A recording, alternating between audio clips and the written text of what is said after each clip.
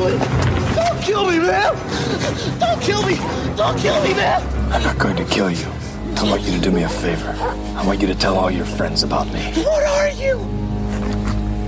I'm Batman.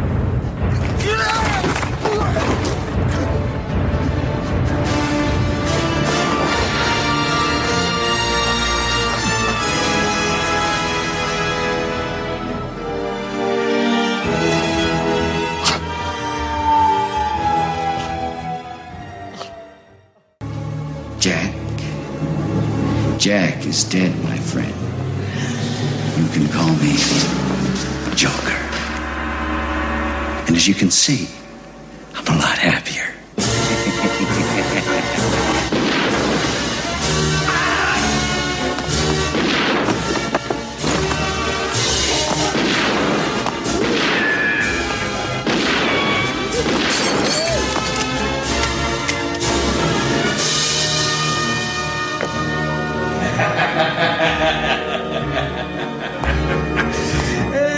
What a day. Hey everybody, this is Jordan from Smallville, Bad Cat Shipper. This is episode number 153. This podcast is part of the Batman Universe Podcast Network, and you can help support Batman Universe by heading to patreon.com/BatmanUniverse. So Tim, yes, I rewatched Justice League, right? Oh, wow. I take it you rented it, right? Yeah, I didn't buy it. I'm surprised you even did that. I didn't buy it, and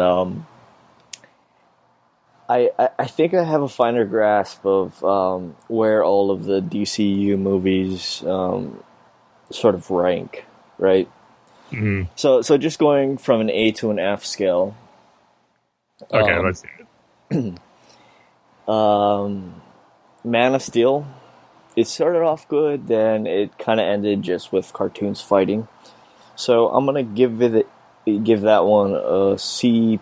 Okay, sounds about right from your reviews and what you talked about it on several episodes. Okay. Yeah, and then Batman versus Superman, I'm gonna probably give it a D-. Okay. A D- because it had some good scenes, but for the most part, it wasn't very good. And Suicide Squad. Mm-hmm. I am going to give that a straight F. Wow. I didn't like it at all. Did you ever see that again? Like when it came out? No. Like digitally?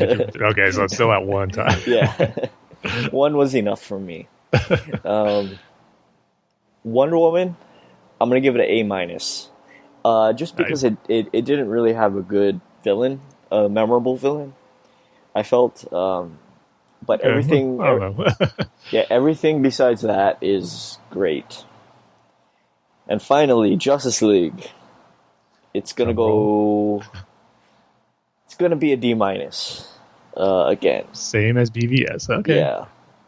Just because it didn't really have that much story behind it. The writing wasn't very good. Directing wasn't very good. Even some of the acting, especially from Ben Affleck, who was just kind of just saying the lines, you know? I know you're not the first one to say that. But, Yeah. it's not the criticism what's going on there. There were some good parts, like with Wonder Woman. Some of the cyborg scenes, I'd say. Mm-hmm. He actually had more of a... Or I actually came out of my rewatch of Justice League actually liking Cyborg the best out of all of them. Okay. Well, that's good. Yeah, even though we kind of didn't get his whole story, his whole backstory, I felt that, you know, what we did get was good. So probably Cyborg is probably the best character in that movie. Flash I could do without. Aquaman I could do without. Batman, just because he's Batman, you know, gotta keep him in there somehow. So Wonder Woman, of You course. gotta love that opening sequence of him, though. Just from a visual standpoint, from being a Batman fan, how cool that looked. Yeah. Wonder Woman, of course, was good. I still don't know why Commissioner Gordon's in it. I mean, that's just That's Why just not? They had to like, get information from someone on those missing scientists, so why not have it be Gordon? Yeah, how about have it be a scientist? You know, I mean, all he does is like a scene transition scene, right? Like, okay, we need to get our characters from here to there. So how do we do it? Okay, Commissioner Gordon says there's some weird things going on in Gotham Harbor or whatever. So yeah, D- for that one. Is that all of the DC movies? Was that a what? I'm sorry. Was that all of the DC movies? Oh yeah, that's it so far. Okay. Mm-hmm. I say that those grades are consistent from all the reviews you gave on all the movies we talked about. Now I'm trying to think of how I would grade them. I'd probably give. They're obviously going to be higher than you'll probably think they're too high for some of them. I'm going to give Man of Steel an A because that's still my favorite DCEU movie. I love it. It's grown on me. I remember seeing it the first time. I liked it, but it was so different and so uniquely structured. It took a while to get used to it and appreciate it. But despite a few little nitpicks here and there, I still love that movie. So that's an A. It kind of makes me sad because Man of Steel started off really well, like I said, with the flashback sequences and Clark just having some growing pains, Yeah, that was great. I just wish they stuck with that. They should have just stuck with that.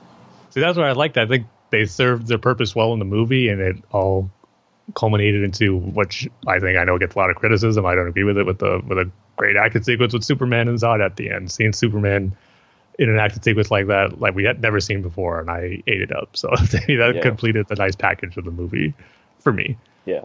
And BVS, I'm going to give that one a C. Wow. You're surprising me, Tim. I didn't think it'd be that low. I thought it'd be like a B. No, I thought it would be like a B+, A- in that area. Yeah, because I still have that disappointment when I first saw it because it's not the Batman. It's not the first Batman Superman team up movie that I think that I wanted to see and that I think as great as it could have been. There's some great stuff in there, great performances in there. Ben Affleck's great as Batman. The action sequences at the end, their fight was cool. I even enjoyed the fight with the Trinity against Doomsday, which I know a lot of people didn't like, but I dug it.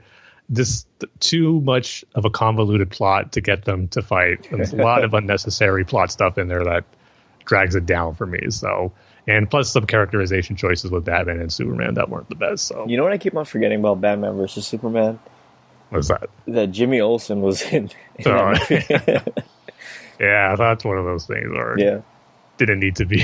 I know it's supposed to be a nod or a wink to fans. Hey, Jimmy Olsen, but to shoot him and kill him off that quickly, it's like, don't have it be Jimmy. so Jimmy Olsen isn't really a photographer then in the Batman vs Superman world, right? Just a military agent. Yeah, I guess who poses as a photographer. And then for Suicide Squad, I'm just gonna have that a little lower than BVS. I'm gonna give that one a C-.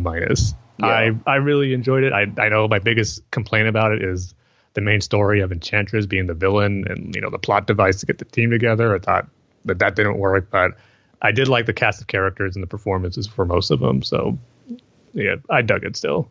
That probably is my least favorite of the DCEU movies though.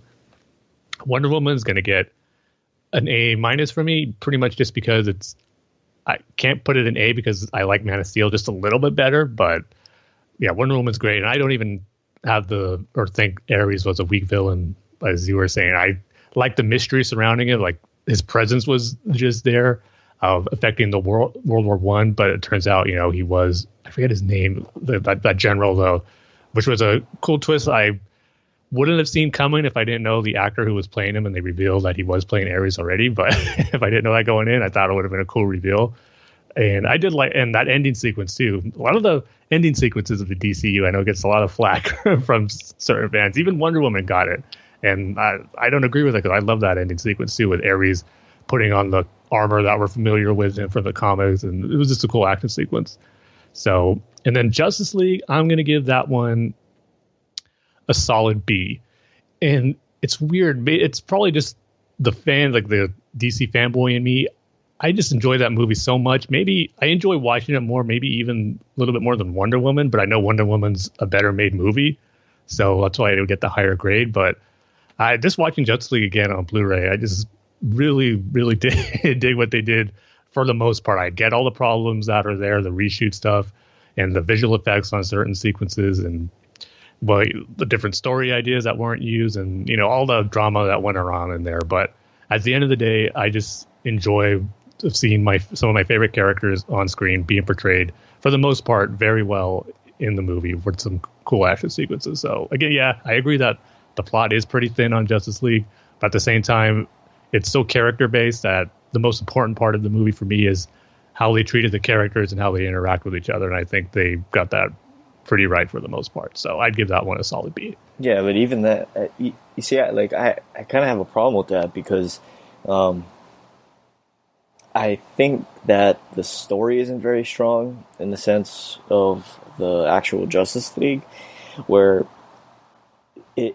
there's no, it's not written very smoothly. It's more like Batman gets these guys, and all of a sudden they're the best of friends, Well, they kind of build. I felt that was kind of standard for those type of movies where, they didn't start off when they get the team together, they all don't agree and they have their issues, but by the time they defeat the bad guy, their friends and all that. I think that's pretty standard and maybe even a cliche for these type of team up movies. So that didn't really bother me too much.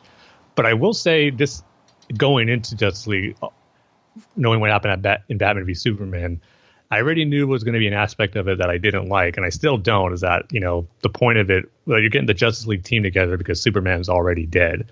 I really think it was a mistake to go that route, and would have been better, they didn't kill Superman off for various reasons, but to start a Justice League, I'd like to have him involved more in it than just to show up at the very end. So that's one thing that I just kind of have to accept for what the story they chose to do is, even though I doesn't necessarily think it was the best, but going into it, I already knew that was going to be an issue. So maybe I just learned to deal with it more because it's been a few years since BVS, and we knew that since then. Yeah, and of course, like you said, the CGI in that movie is it's not very, very good.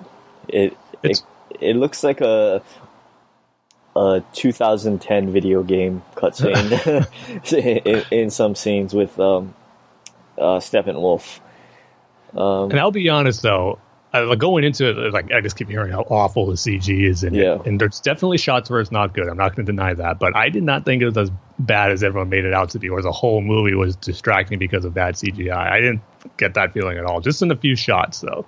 Yeah, if you don't look at their faces, like the faces are really bad, especially the lip syncing on Steppenwolf. Like some of those scenes just didn't work. And of course, Superman's mustache CGI. Did you see like a video Henry Cavill posted on if I could say it right, posted on Instagram? No, I didn't. He's finally shaving the mustache, kind of like saying a goodbye to it. He's like looking in the mirror, going, "I can't believe it's gone. I mean, it's not CGI this time; it's the real thing. I shaved it off." It was funny. So what that means is, Superman originally didn't have a lot of scenes in Zack Snyder's cut. Yeah, and I mean, no one knows for sure, but he was supposed to be pretty much evil for the most part of the movie. Oh, I see. Which I wouldn't have gone, because that's kind of one of the changes they made, I guess, when Joss Whedon came on board, which I was kind of happy they did with, because I didn't need to see another Superman be evil for the rest of the movie. When he was evil in the part that did make it, where he first gets resurrected, that sequence is great. I love that, but that's all it needed to be. So I'm glad he kind of snapped out of it and became the Superman we all wanted to see by the end. So that is a change I felt was better than what was originally intended. Yeah, even that was kind of rushed. Him being a bad guy, and then and to be honest, I kind of fast forwarded through all of the taking Lois to Smallville and going to the old house and. So it was a really short movie watch for you. Like it's just it hits the 2-hour mark on the dot. And if you were forwarding, does it? Yeah. I kind of fast forwarded through that part, and I think the next scene they're on the Justice League's on the airplane, I think, or in the Justice League copter or whatever. The Justice League copter. Yeah, or whatever that thing is. It's called, the technical term is the Fox. The Fox, sorry. Yeah. And still, don't know why Batman needed goggles for the end of the movie. I mean, they serve no purpose. Yeah.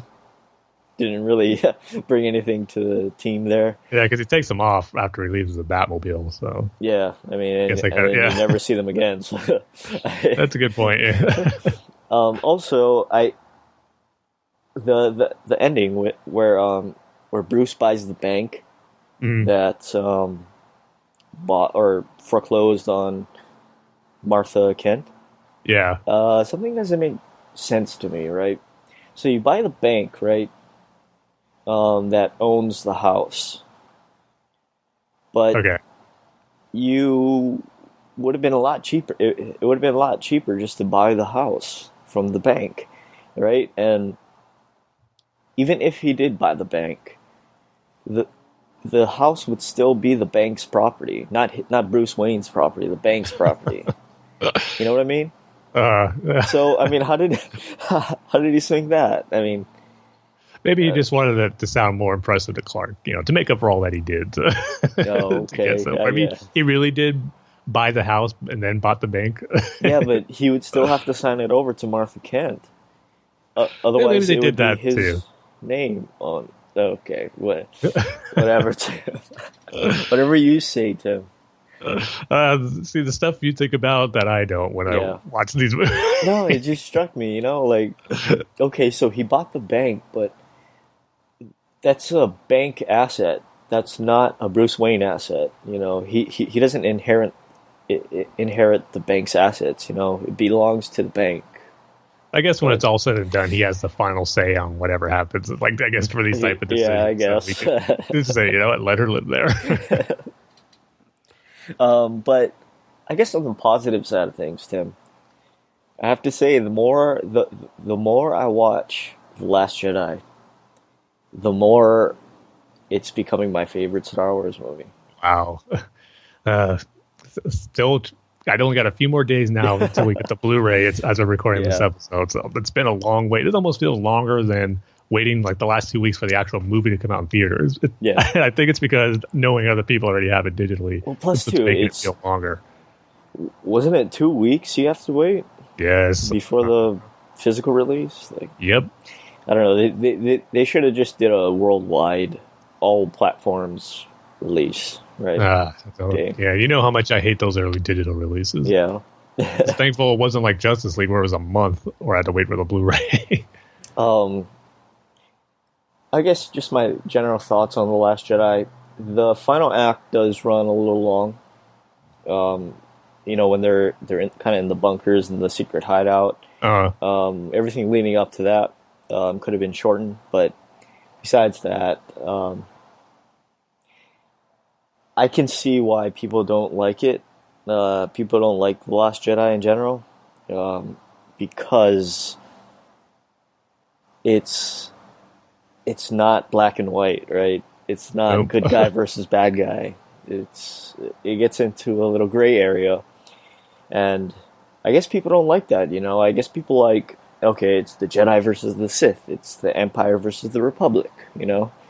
Just mainly with Luke, I think that's the big thing too, as far as making him that way is what turned a lot of people off. Which you got to look deeper though to realize how complex and what I come to appreciate now is such a great arc for the character to go through in this movie. Yeah, and that's kind of the thing that I think people should have waited for the digital or the Blu-ray release, because you get to pause and rewind and watch it again rather than just not being able to do that, right?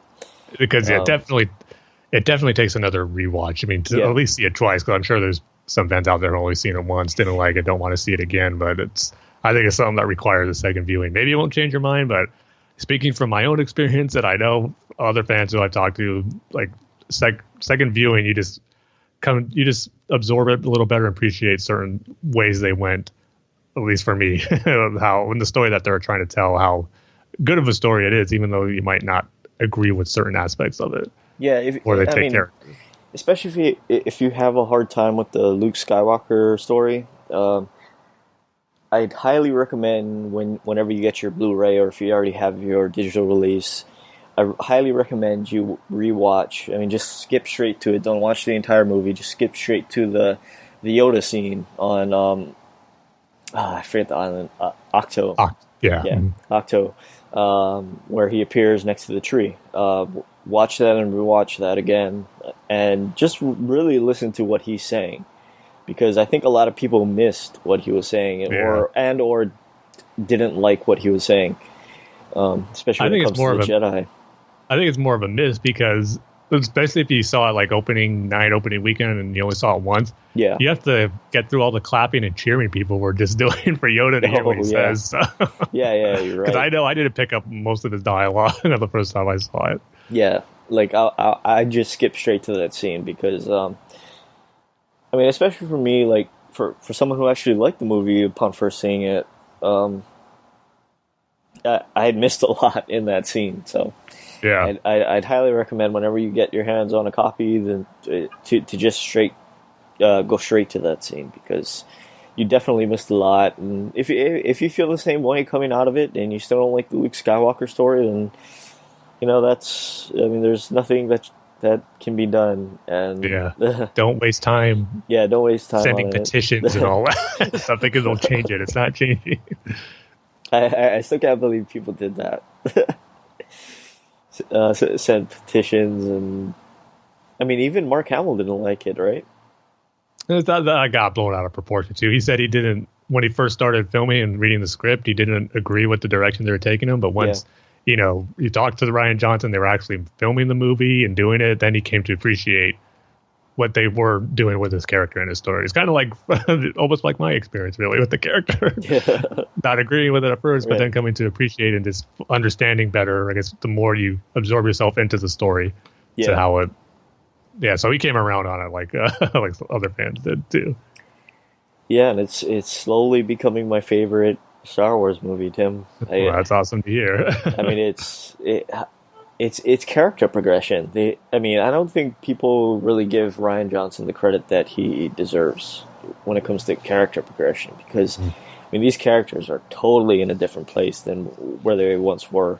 Especially, like you said, like everybody said, Luke. He's not that guy that you expected him to be. Same thing with Rey. She's not that person that you expected her to be. Kylo Ren kind of, you expected him to take over as Supreme Leader, but it's just the character progression, and I guess people don't like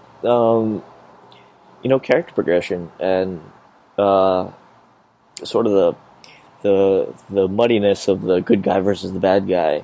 And I just love it. It's probably it's probably my favorite Star Wars movie. It's definitely the Star Wars movie I've thought about the most. And I love it. So if you still have questions about it, definitely wait till you get the Blu-ray or the digital download and rewatch it. And pause and rewind if you don't quite understand what the characters are saying. It definitely helps. I just want my copy. I just want to watch it. I want to watch all the special features. I want to see it with the commentary. I can't wait for that. I'm dying to hear what Rian Johnson has to say on the commentary. Have you heard it yet?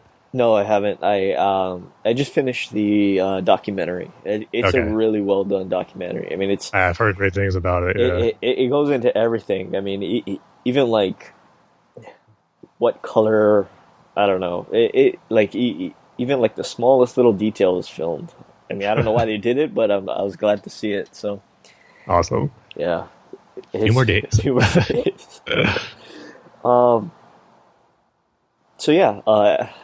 I guess we can now get into our Dark Knight Rises minute by minute commentary. We're going from minute 101 to 102, right? Yep. Wait, is that what I have queued up? Hold on. I have to check my VHS copy. 101 to 102, okay. Yeah, so grab your VHS copy, grab your HD DVD, grab your Beta Max, grab your projector, grab your Blu-ray, grab your DVD, grab your Netflix physical subscription DVD, grab your Blockbuster rental, and grab your GameFly rental. I think Laserdisc, and grab your Laserdisc, of course. How could I forget those giant things? And you forgot the new one from last week. What was or our it, last Tim? episode. What was it? The VHS to DVD converter. Oh, right. Yeah. How can I forget about that? Grab your VHS to DVD converted movie for some reason. For some reason, you just had to have it on a disc, and you didn't want to go out and buy a disc. Put a dead format to another dead format. Yeah. So yeah, just grab any of those, and those only. Don't grab your Blu-ray. Don't grab your 4K copy. Grab that, and just cue it up to the 101st minute, and I'm going to give the countdown. So, Tim, are you ready? I am set. All right, 3, 2, 1, hit play. We're still in the middle of Bane's speech. Yeah, in the middle of Bane's speech. It's longer than I remembered. Yeah, when you do it minute by minute, it's a pretty long sequence. But it's ending here. I did like how it ends, where it just close up on the bomb, and they just shut the door to the truck. Yeah. Shutting the door in Bane's speech. Yeah, Bruce is just falling out of bed, groaning, as the subtitle said right there. I guess we'll see if we'll make it here in the next 30 seconds. But this is where the inmate's going to fix his back. Yeah, what happened to his back? Did he dislocate it? I don't think. They didn't say it was broken like Nightfall was, but he injured it. That's for sure. What they snapped it on his knee right there. Maybe he just needed to see a chiropractor. Just needed to be straightened up a little bit. Which is what the guy's going to provide. This is prison medicine. We're just to stop right. I was getting to the middle of the Bane's origin story. No. I'm looking forward to get into that. But I'm really interested to hear about your future topic for this episode, Tim. Yes, well, this was almost 30 years in the making. As this past Tuesday, I finally got to see Batman 1989 in the movie theaters. And boy, was it a dream come true. Because, like I said, never saw it in the theaters when it first came out. So almost 30 years in the making. Going to be 29 years this June, which is hard to believe. So going to recount my experience of seeing this classic Batman movie on the big screen for the first time. Just kind of reminisce too about what it was like seeing it for the first time. How did you see it? I mean, was your theater showing was it like just a one-off thing, or was it like a promotion thing, or? No, yeah, well, it's cool. My local theater, it's a Harkins Theater. Every Tuesday they show classic movies. So I knew it. They've been doing it for a few years now, and I always waited. Oh man, if they do Batman, I cannot miss that. This is going to be my chance to finally see it in the theater. And they finally did this past Tuesday. They show a wide variety of movies. They show Back to the Future, Indiana Jones, and then Gone with the Wind was before Batman, Karate Kid later on. So it's a wide spectrum of genres for old classic movies. But hey, did you see they're making a Karate Kid TV show? Yeah, for YouTube. Oh, for YouTube. Yeah, the YouTube Red. Mm. Oh no, that's that's okay. I'm sure they're trying to use that as to get people to subscribe to that. Yeah. But I'd want to check that series out. But I don't know if I want to get a YouTube Red account just for that. I mean, Ralph Macchio's back, and the bad guy, I can't remember his name. So Johnny something. Yeah, it's called Cobra Kai, isn't it? I think the whole premise of he's bringing back that dojo, that of course. Who, the blonde guy? Yeah. So Russo's not going to have that. Yeah, Daniel's going to have to karate fight his way to shut it down. I guess. To shut it down. It'd be interesting to see what the actual plot is going to be, but yeah, the trailers had me intrigued. I will say that. Really? Does it look good? I think so for what it is. Yeah, I mean, of course they're older in their karate gis. Yeah. Oh, okay. But I'd be interested to check it out if it wasn't on the YouTube Red. Yeah. Well, I do have YouTube Red, so. Oh, well, you can let me know how it is. Yeah, I guess I have to. It's going to be a new feature on our podcast, Cobra Kai reviews. Yeah. There you go. Yeah. But anyway, back to Batman 89. Yeah. So, yeah, I mean, I've said this before on the podcast. I don't know if I got into as much detail as I'll go into now, but I never got to see it in the theater because my parents felt it was, too dark for me as a 6-year-old kid to go see it. But that did not stop me from, absorbing all the hype surrounding the film. And even though I never got to see it when it originally came out in 1989, it was still a fun time to be a Batman fan. I just have great memories of the lead up to that because I tried as much as I could to absorb all that I can of the movie without actually seeing it. I mean, parents were nice enough to get me most of the toys that came out. I got all the main figures, Batman, Joker, Bob the Goon, the Batmobile, the Batwing, got all those toys. But the big collectibles I probably got during that time were the trading cards. That was my way of seeing the movie as I waited to actually see it later on. Getting those packs of cards with the, rock chewing bubble gum that comes with, that usually comes with baseball cards. It came with those Batman decks too. But I look forward to getting a pack almost, I think I got one, can't remember. I got it maybe once a week, or sometimes I would be spoiled and get 3 packs on a weekend or something like that. You want to hear something funny? What's that?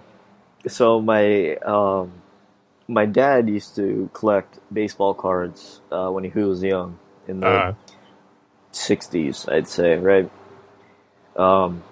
And when I was a kid, he brought out all of his old baseball cards. I guess I was into baseball cards at the time, and he still had some packs that weren't opened.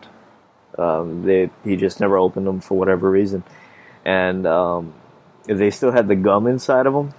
Oh no, Dane! Don't tell me. We opened it, and it was black. The gum was black.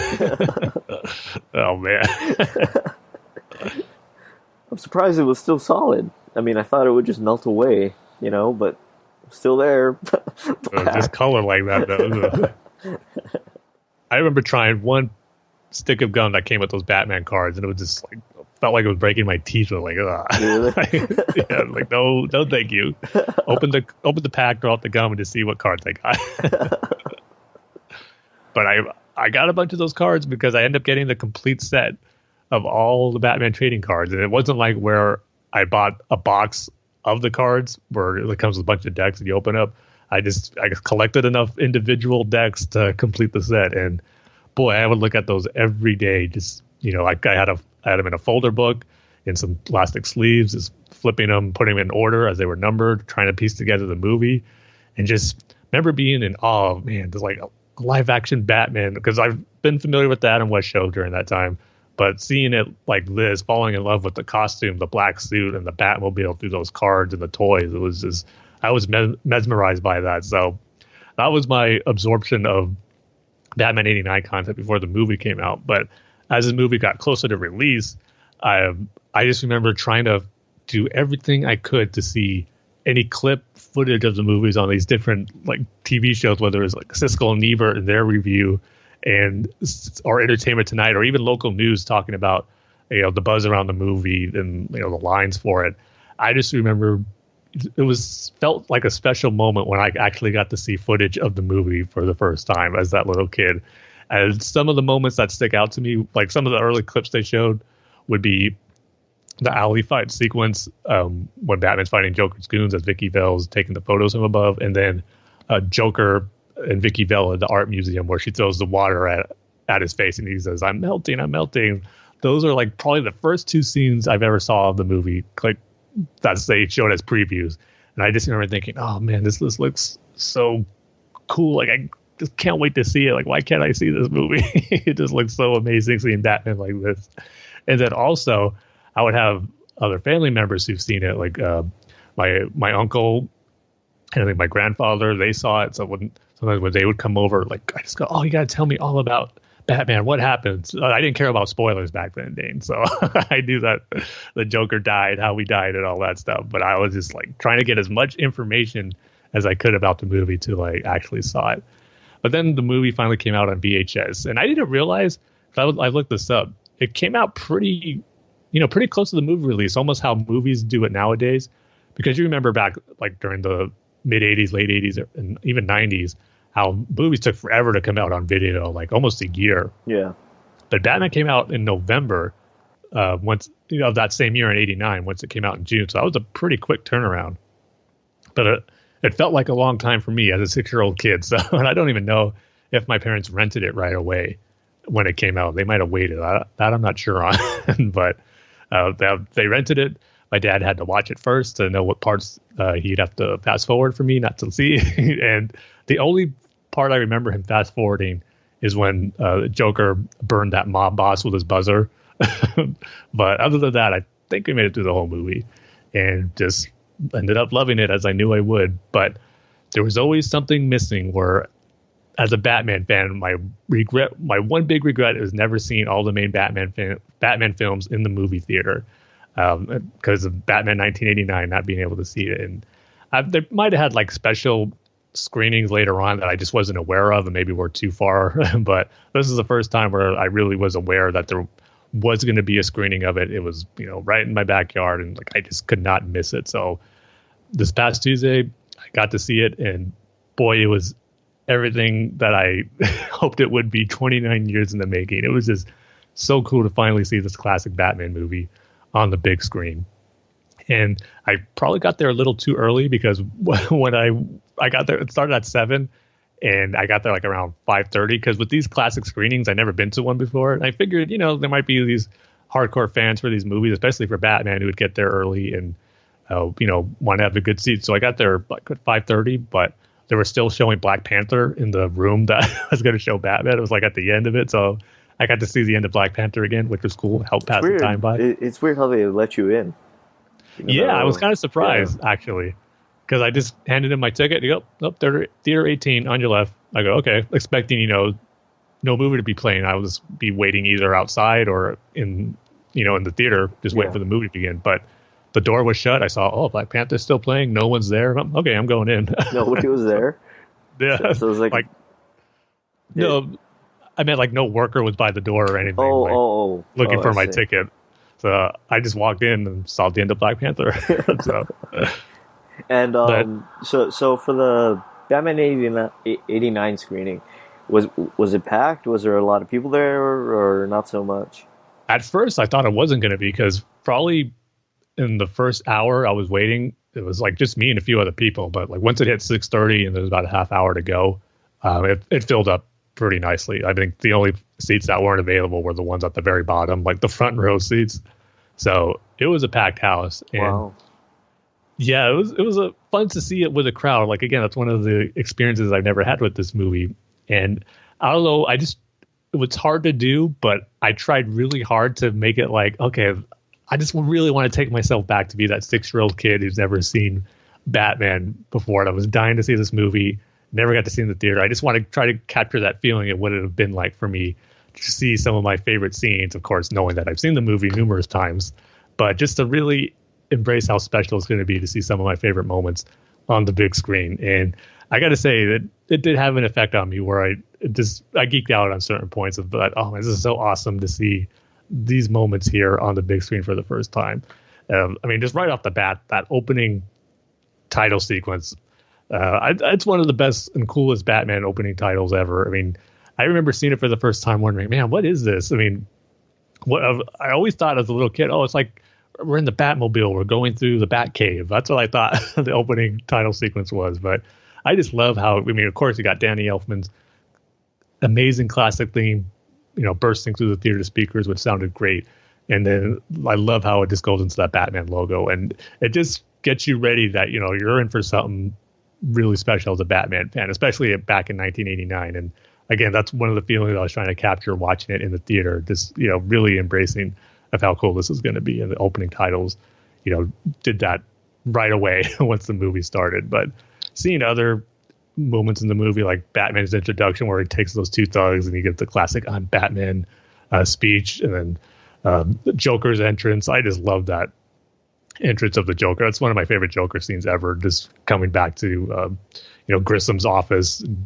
I love his dialogue where he goes, "Jack is dead, but you can call me Joker, and as you can see, I'm a lot happier." And that's one of the great parts about seeing this movie on the big screen with Jack Nicholson's Joker performance, and just how being with a crowd, they're eating up all his jokes and his dialogue. It was just fun to experience that with the crowd, which again is what I'm sure it must have been like for a lot of people seeing it for the first time in 1989, seeing Jack Nicholson's great performance as the Joker, and kind of get to experience that a little bit with some other people, because it was interesting. It was a variety of people who were there. Some people my age, some young kids, but also some, older senior citizens. I was sitting next to a family, like, a mother, like her two teenage kids, and then their grandmother, who was saying like she was like the biggest Batman fan of them all. Like, I've seen all these movies. I've seen Spider-Man. I've seen Batman.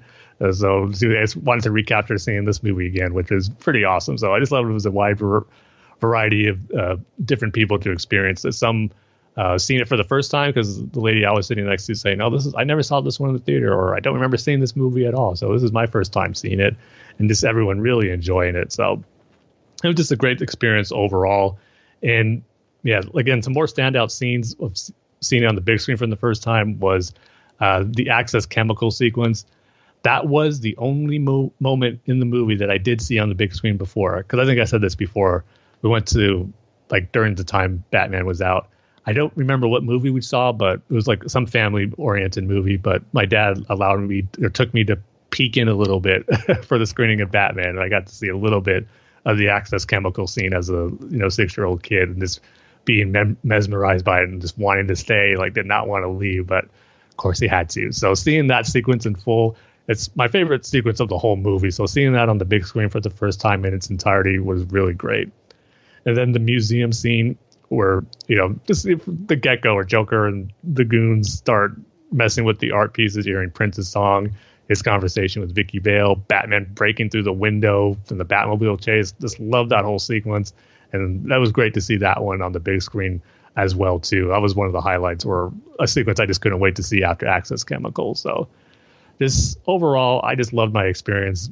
It was everything I knew. It was as fun and, awesome as I knew it would be as a 6-year-old kid in 1989. And I just glad I was able to appreciate how special that was to finally see this classic Batman movie on the screen for the first time. So I loved it.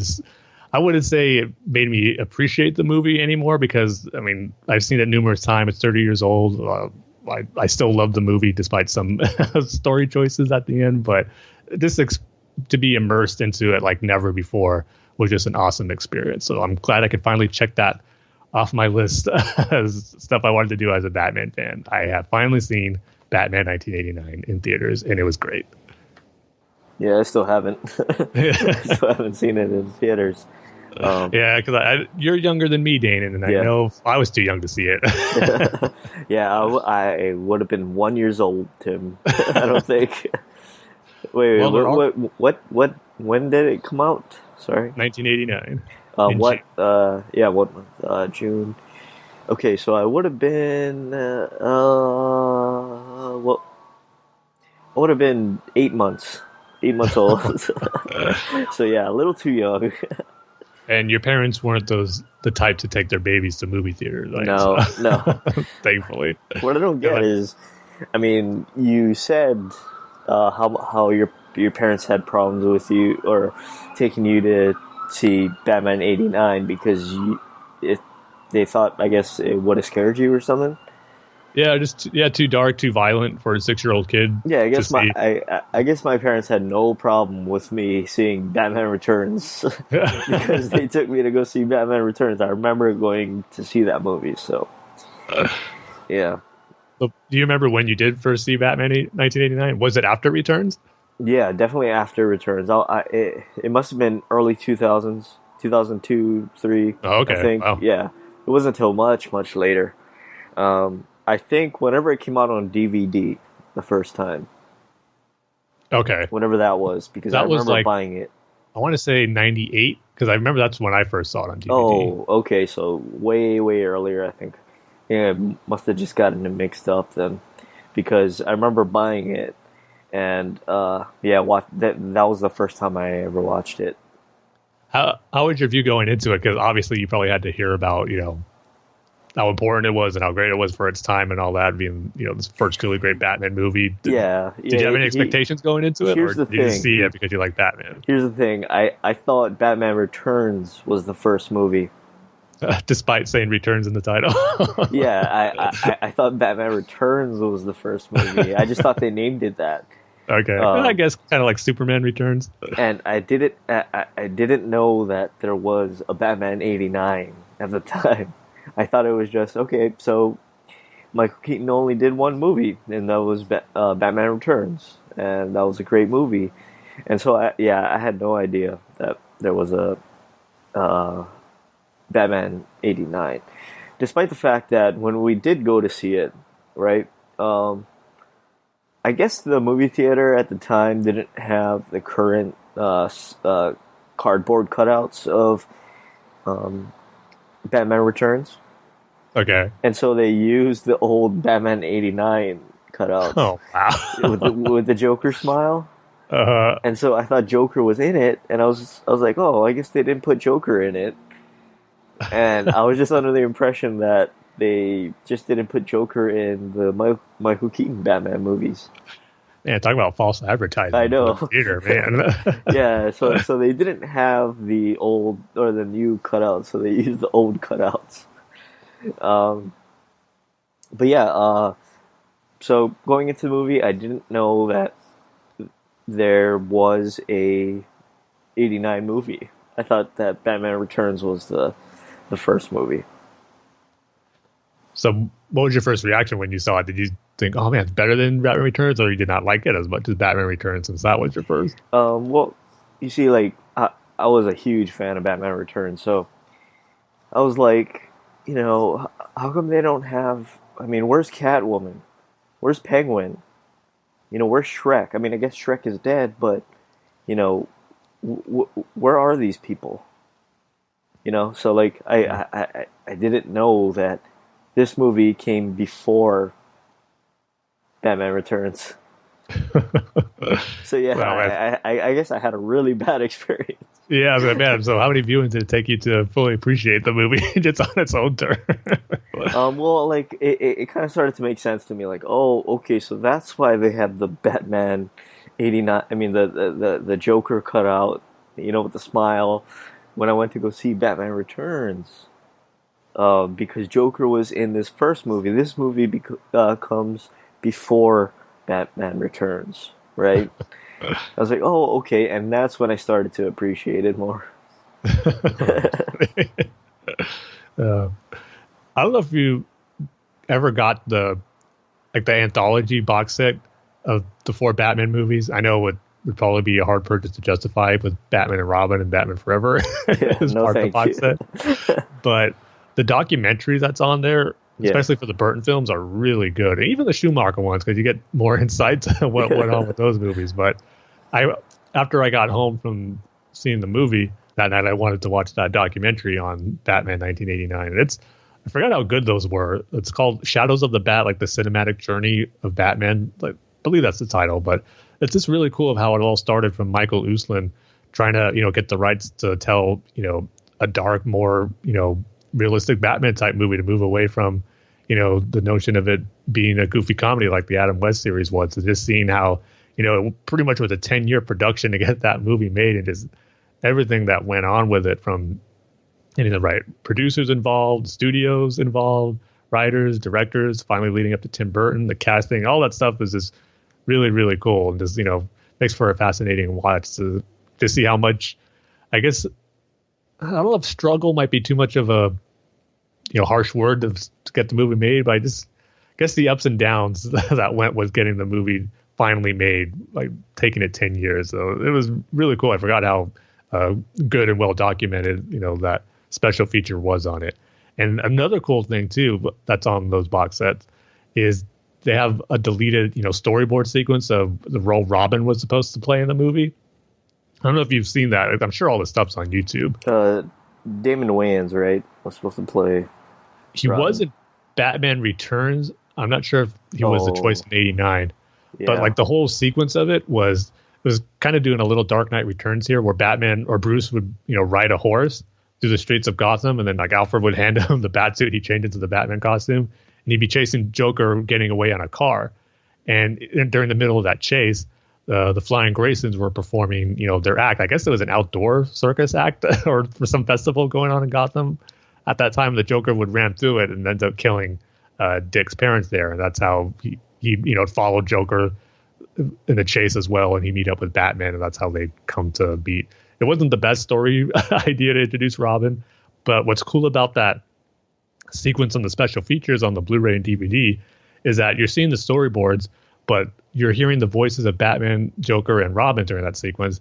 And voicing Batman and Joker are Kevin Conroy and Mark Hamill. So it's just worth checking out that sequence to hear their voices, playing a deleted sequence that would have been in the Batman 1989 movie. So that release of, the box set of all 4 movies, and I'm not sure if they released them individually. Well, I know they did, but I don't know if they had those special features on the individual discs, because if so, it's worth checking out or getting the Batman 1989 and Batman Returns with those special features. They're really cool. And, it's just another way to fully immerse myself to looking back at that moment of being a Batman fan in 1989 by seeing the movie and then just being reminded of everything that went down to get it made. And then, because it also has some stuff where, it shows the reaction to it, how big of a hit it was, and just kind of remembering what it was like at that time, despite not seeing the movie, but just knowing the buzz and the hype that was surrounded.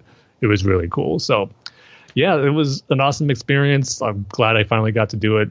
See it with a bunch of other Batman fans who, seeing the movie like I never had before, cheering at certain moments, laughing at certain moments with the Joker. I mean, the Batmobile got a big cheer when I saw it, which was cool, or with amongst the people when it first showed up in that scene. Still the greatest Batmobile ever. Did it look good, Tim? It did look good, yeah, too. Oh. They must have used the HD Blu-ray print that they have for it. It looked just like that. Oh, so they just use like a Blu-ray then. That's what it seemed like. It's not like they actually use the actual film. No, yeah, because it didn't look like old 1989 quality. It looked like you would on a Blu-ray where they clean it up and enhance it to HD and all that. So, well, at least it wasn't like a thing where they promote it as the original print, and then you go in and you see a DVD menu. Yeah, that would have been a little awkward. Someone forgets to hit play. The only thing was maybe, I don't know if the screen size and aspect ratio of how they filmed in 1989 was different, but they didn't fill the whole big screen in the theater, because what they did before the movie started, they closed the curtains a little bit surrounding the screen. So I guess it's not like you have a portion of the film in the middle, then you see blank spots on the screen. They moved the curtain so it looked like it's filling the whole screen, but since I was there early, I saw the curtains go moving to close the gap of the screen. So it wasn't, I guess, as full and big as it could be for today's standards theaters. That was the only little nitpick or negative aspect of it, I guess. But it was still fun, I guess, time traveling back to 1989 for a night, because that's what it felt like. I even said afterwards, man, I should have went to Taco Bell for dinner, because they were the ones who had the Batman 1989 tie-in promos during that time, and used my old Batman Taco Bell cup that I still have. That would have capped off the perfect travel back in time to 1989. Well, I'm glad it was good for you, because for me, like I said, or like I told you guys, it was one of confusion. Yeah. It was before the internet, of course. Or at least before we had it. So yeah, I just didn't know what was going on, and so I'm glad it was a good experience for you. Yeah, thanks. It was awesome. So anyone, if you get the chance to see Batman 89 in the theater and you haven't yet before, definitely take advantage of it. I think you'll really enjoy it. But before we end the future topic, got a few responses to some of our listeners on Twitter, letting us know some of their earliest memories of seeing Batman 89 for the first time. So we want to go ahead and share those. First up, Always Hold On to Smallville, at Always Smallville on Twitter, says, I love Batman 89. Still my favorite Batman movie. First saw it on VHS back in the day, and this will forever be burned in my nostalgic memory.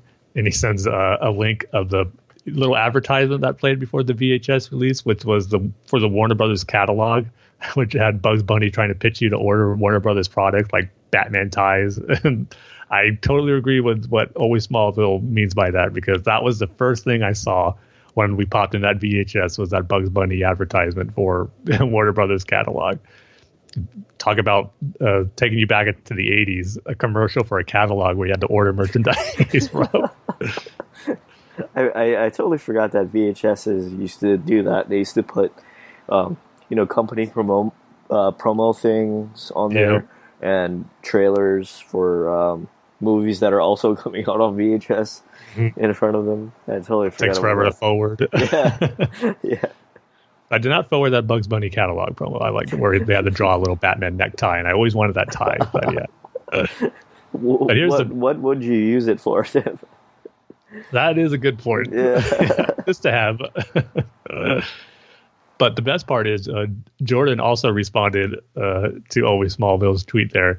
Jordan says, I have quite a bit of nostalgia for 89, but I'm honestly not a big fan of it today. I have a lot of issues with it. But love that promo, though, speaking of the catalog commercial. He says, I wonder what would happen if I called that number today. So I responded to Jordan saying, oh, you got to call it and see what happens. And so he did call, and he just said, oh, no. All he got was a message saying, your call cannot be completed as dialed. Oh, so it's gone. Yeah. But he said he really wanted that tie. So. But at least now we know. Yeah. And then finally, we got a response from Jim Bob Squarepants at Vintage GT. Oh, finally, Jim Bob is back. Yes, good to hear from Jim Bob again. Yeah. And he shares a nice tweet with us saying, I saw it in the theater on its original release, then bought the VHS the day it was released. Saw it with my dad, who died many years ago, so a special memory for me for several reasons. Superb movie. Yeah, so thanks for sharing that with us, Jim Bob. Nice to hear that the movie serves as, a special memory for you and your dad, which is nice to hear. So thank you guys for your responses. Glad, you had good memories seeing Batman 1989 for the first time. Sounds like it was better than Dane's, not being confused about it. So that's always good to hear. It's kind of cool, though, going to see the movie and then going to your local video store and buying it. Yeah. So yeah, I guess that's it for our featured topic for this episode. And now we can move on to our news and discussion topics. The first one is kind of a big one. I just wish they gave her a bigger movie to do. I don't know. This one could be pretty big. Yeah, but nobody really knows the New Gods. I wish they just gave her Superman or Batman. But if she, delivers a great movie, she can put the New Gods on a map like never before and make them household names. Though I'm sure that's appealing too for a filmmaker to want to do that. Take a not so much of a well-known property, but do your thing to make it, something that's really well known. Yeah. So if you don't know, the Ava Duvernay is going to direct a New Gods movie. Yeah, this came out of nowhere too. We never heard anything about a New Gods movie being on the slate for DC. And we know things are all the shakeups going on with there. Who knows what they have planned? But I definitely got excited about this because a New Gods movie, if done right, can be something really, really cool. I mean, just dealing with the story I love the story behind the feud of New Genesis and Apocalypse and Darkseid and Highfather, and how the only way to have a peace treaty is to exchange their firstborn sons. Of course, that being Mr. Miracle going to Darkseid and Apocalypse, and Orion going to Highfather and New Genesis. And just seeing those two characters grow, who do they become, I think can make for a fascinating story, and just really be the focal point. If you have Mr. Miracle, Orion, throw in Barda there as the central characters in the conflict between New Genesis and Apocalypse, it could be really, really cool. So I'm excited for it. And as far as Ava DuVernay, I know her latest movie, Wrinkle in Time, I didn't see it, but I know it's kind of got mixed reviews. I know some said it was good and some who said it wasn't that great. But just speaking from a visual standpoint, I think she could do amazing stuff with New Genesis. Just seeing the trailers for A Wrinkle in Time and that other world they go to, I could see her doing some like awesome stuff with New Genesis and even Apocalypse. But in A Wrinkle of Time, it has that more like Paradise feel that New Genesis has. So visually, I think she's going to nail it, just based off of what I've seen from the trailers in A Wrinkle in Time. But if they could just get a great script that focuses on those characters that I mentioned, I mean, this could be something really, really, really cool if done right. So I'm super excited that we're getting a New Gods movie and that it's going to be done by Ava DuVernay. So here's hoping, there's no creative differences later down the line. And I know. She gets removed as the director. So hopefully it's a smooth sailing to get this movie made.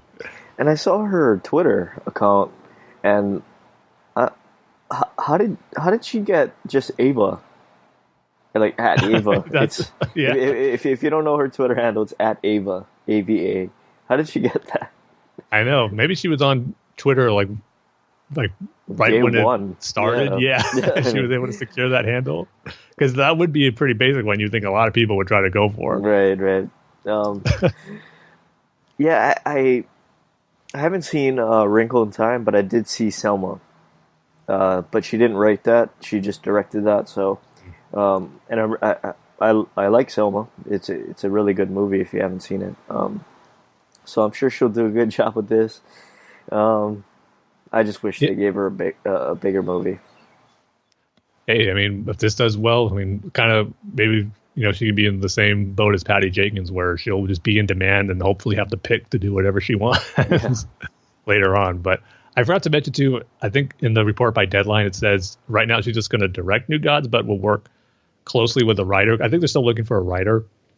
Oh, okay. So maybe she will have like a writing credit to it, but it doesn't sound like she's just going to be doing the writing and directing by herself. So there'll be a co-writer on there. Oh, I see. So yeah, our next piece of news is that Bryan Hill has been announced as the new writer of Detective Comics.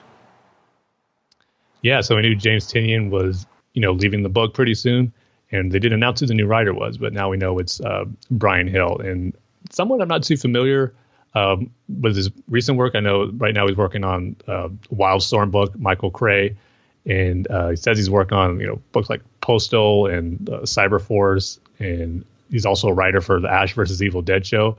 So I'm not too familiar with his work, but I guess the big arc that they're going to do once he takes over Detective Comics is team him up with Black Lightning.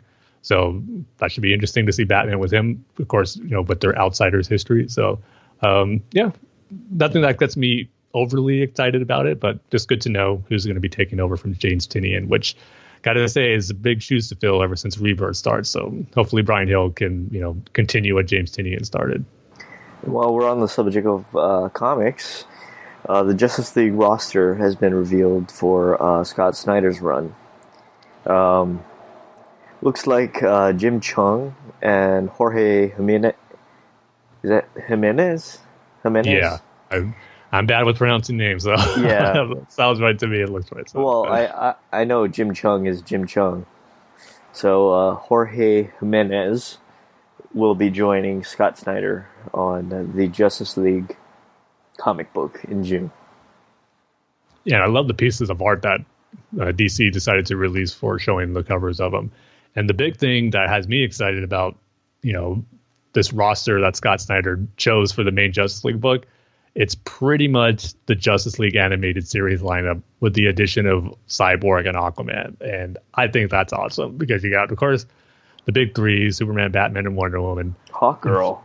You got Hawkgirl. You got John Stewart, Green Lantern, Martian Manhunter. Yeah. Three of the mainstays in the Justice League cartoon, which is awesome. And of course, Flash. But Flash has always been a part of the Justice League. But having Martian Manhunter, Hawkgirl, and Green Lantern, John Stewart as Green Lantern, I mean, it's just awesome. I think that Scott Snyder is kind of, paying a little tribute to the Justice League cartoon and decided to use those group of characters with the addition of Cyborg and Aquaman to be the main Justice League. I think is awesome because we just know how great those characters were in the Justice League cartoon, despite John Stewart not making any constructs as a Green Lantern. But I don't think Scott Snyder is going to constrain John Stewart and what he can do in his constructs. So I'm not worried about that. So I'm definitely looking forward to see, always excited to see what Scott Snyder is going to be doing on the Justice League title.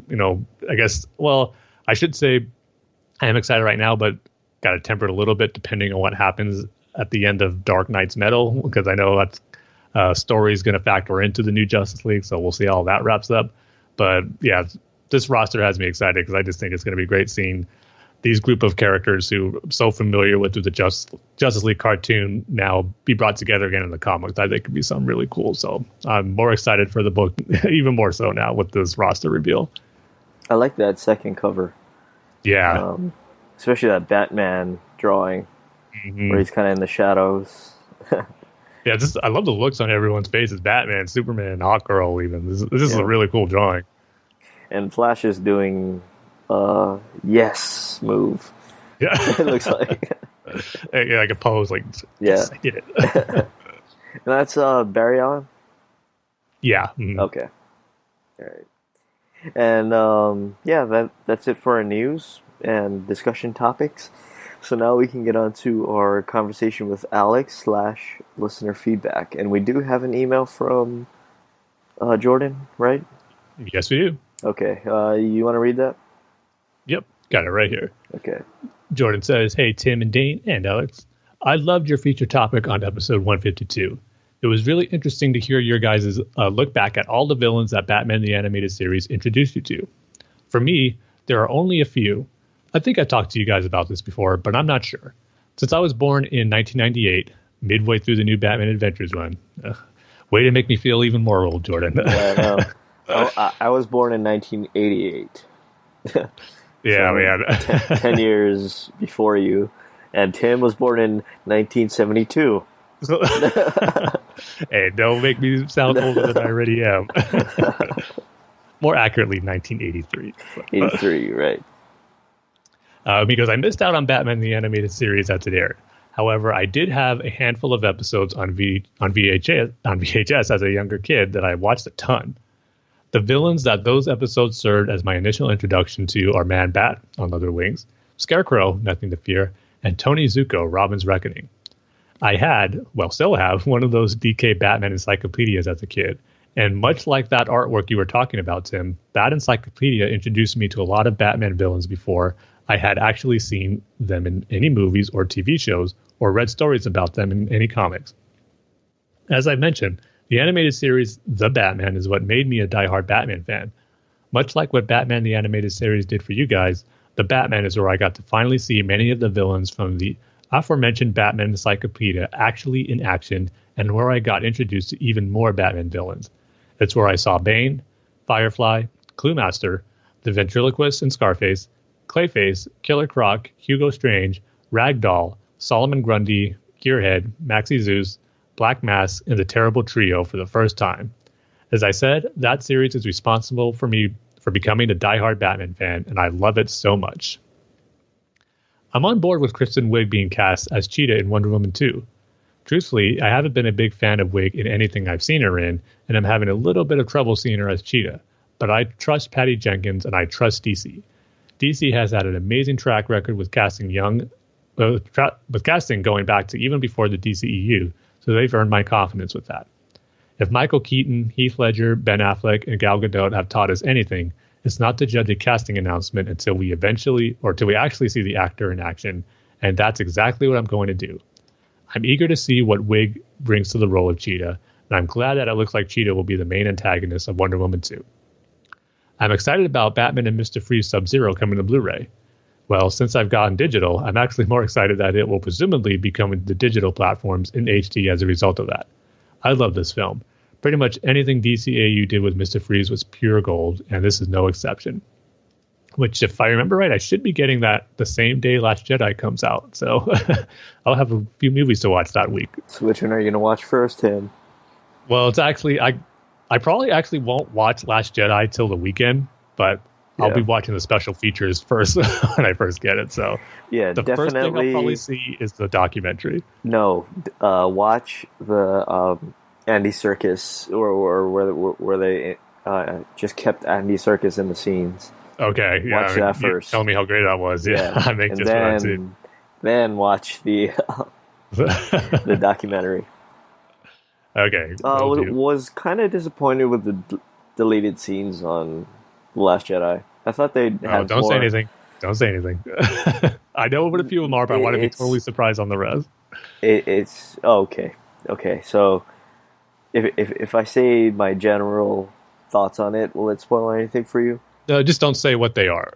Yeah. I'm not. Okay. I just thought that they would have more, or at least bigger. See, Tim, I can't do it. Okay. We'll have to get back to it on our next episode because I'll definitely have seen them by then. I will say there is one deleted scene. I'm not going to get into specifics, Tim. Don't worry. That is actually a extended cut of a scene. Okay. That I wish that they just put in the movie. Because the only one I've seen is the one that they released on the Star Wars show, their YouTube series, where Ted dealt with Phasma and how she originally went out with her shooting the stormtroopers. Yeah, that's. And I actually liked how that one played out. I thought that would have been cool to see, in a final form in the actual cut. But yeah, it was actually a different scene, but that's all I'll say, Tim. Okay, well, I'm anxious to see all 14 of them. But Jordan continues saying, I thought Batman 42 was incredible. Spoilers, I love continuing to see Tom King write Batman and Catwoman as a true crime fighting couple as they drive in the Batmobile through the poison ivy controlled streets of Gotham together. The banter they have had me smiling from ear to ear. Hearing Catwoman talk about the wedding made me so happy. We're less than 4 months away. It was hilarious how she was talking about Ivy filling every role in that wedding. I love the way in which Batman tricks Superman. It was really sweet seeing Batman whisper to Catwoman that he loves her, and the way he used that to trick Superman into listening in was awesome. I love seeing Catwoman take out Barry and both Wallies the way she did. There was a cool Easter egg in this issue that I didn't find out about until after I read it. Johnny Sintres, I'm sure butchering that. There'll be more names I'll butcher in this email, but I'll get to that when we do. The kid who is allergic to greens that Batman was looking for is the name of the host of the Word Balloon podcast. I'm not a regular listener of that podcast, but King just did an interview on it that I stumbled across and listened to after reading this issue. So that was very cool. Later on in the issue, after Batman and Catwoman have been captured, the scene where Catwoman had to watch Superman punch Batman was devastating. I'm assuming she was in on the plan, but seeing her have to watch that happen to the love of her life was so emotional. Now that Batman is in the care of Harley Quinn, my guess is that he's going to use Ivy's affection for Harley to try to get Ivy to stop what she's doing. I'm so excited to see where this goes. Batman and Catwoman literally against the whole world continues to be amazing. Yeah, I didn't know about that little Easter egg too for that podcast host. I guess that's what we got to work to now, Dane, is to get a little cameo in a Batman comic. I guess that's the goal. Whether it's little crime thug or criminal in the background, a henchman named Tim or Dane, I'll take it. And we get beat up really bad. Yeah. That would actually be pretty hilarious. You guys brought up several of Selina's wedding dresses on the last episode. Or you guys brought up the reveal of Selina's wedding dress in the last episode. It hadn't been released yet when I sent in my last email. If it had, I certainly would have brought it up as well. Selina looks absolutely gorgeous in that dress. I love it. The design of the dress looks amazing. And as Eliza Brooke, the fashion expert that Polygon consulted for an analysis of this dress, stated, it evokes her Catwoman suit a bit, which is great. To answer your question, Joelle Jones designed the dress. Batman 44, the wedding planning issue, will alternate back and forth between Bruce and Selina, and Jones will draw the Selina portion of the story, while, this is the name I had trouble last episode, Michael Janin, it looks like Michael Janin, but I know Mikhail Janin. Miguel Janin, okay. Yeah. Got to get that right at some point. Miguel Janin will draw the Bruce portion. They're both incredible artists, but Jones in particular has quickly risen up as one of my favorite comic book artists ever, thanks to her recent work on Batman. I'm so glad it was her who designed the dress.